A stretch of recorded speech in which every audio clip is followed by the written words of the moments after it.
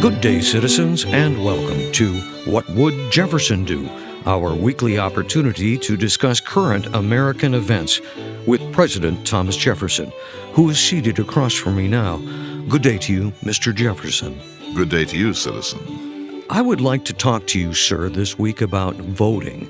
It's the season for that, and I thought perhaps you could share what it was like during your time, sir. Well, much different in my time than in yours. The voting was done in public. Ballots were usually not secret. In fact, there usually were two ballot boxes, one for candidate A and one for candidate B.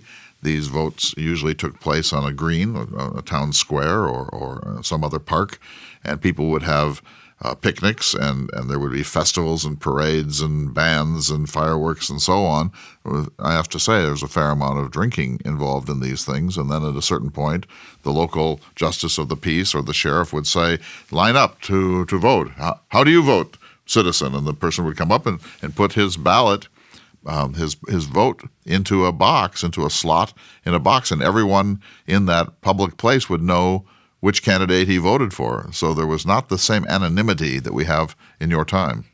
Americans nowadays have a tendency to just think, well, everyone has the right to vote, but that's not necessarily true during your time or mine. Let me say who didn't vote in my time. American Indians didn't vote because they were part of other sovereign nations, just as if they had been French or Portuguese.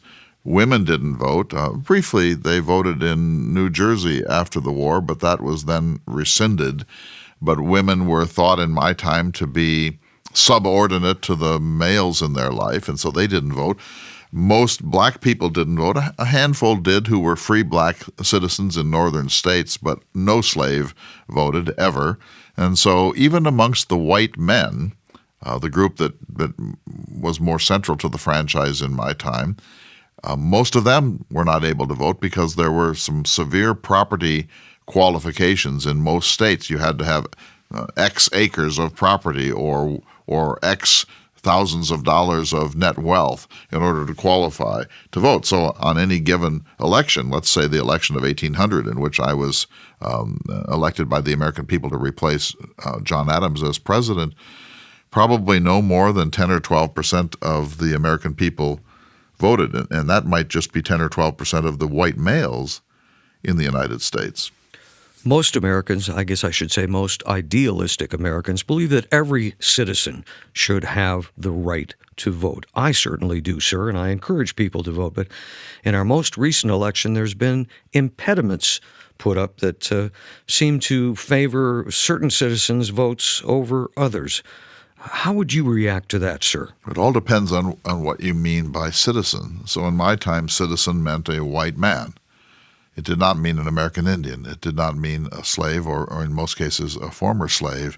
So once you've decided what the embrace of the social contract is, who's really regarded as a citizen in your culture, then my view is that every one of them should have the capacity to vote. You're not going to match my idealism then, Mr. Jefferson? I'm certainly believing that we should expand the franchise. And in my time, I was a radical. I said we should not have property qualifications for voting amongst white men. And if we needed them, if that was some sort of sign of stability, then we should grant 50 acres of land in the West to every propertyless man so that he would then become a citizen and an elector. You not only match my idealism, sir, you supersede it. Well, not really, because we did not certainly believe that women or people of color were citizens of the United States in the full sense of the term.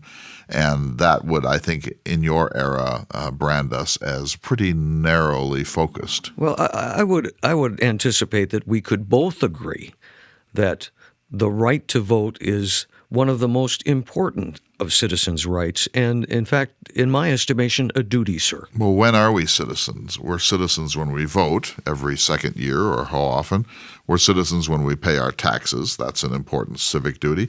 We're citizens when we're called to jury duty or other public responsibilities. And we're citizens when we go to war and we are asked to join as volunteers or sometimes conscripted into our armed forces. That's the sort of array of citizenship responsibilities, but the primary one, the one that is most obvious, important, and automatic, is the right to vote. Thank you very much, Mr. Jefferson. You are welcome, sir.